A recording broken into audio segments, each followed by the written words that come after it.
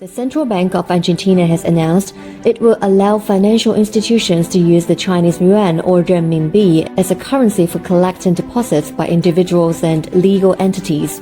According to Argentine Central Bank President Miguel Angel Pese, this move will further strengthen the relationship between Argentina and China.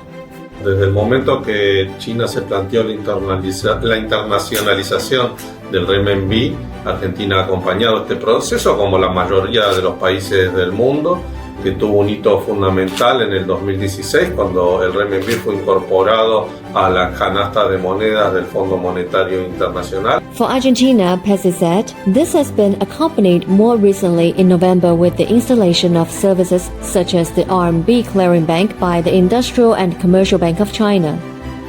Lo que hemos visto también es que muchas empresas chinas y argentinas están planteando la posibilidad de traer inversiones directamente en renminbi a la Argentina, y esas inversiones pueden ser localizadas en nuestro país en cuentas o en también inversiones en el mercado de capitales.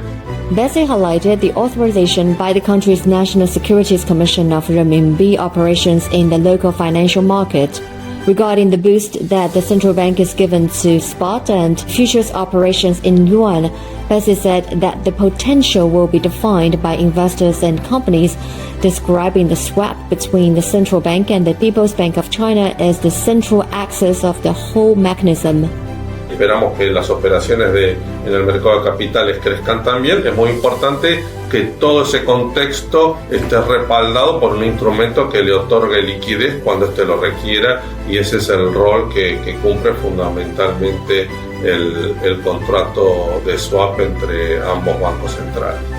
The bank president also highlighted other developments in the use of renminbi, such as the active participation of local companies in using it to pay for Chinese imports, which eliminates the need to use third currencies in transactions.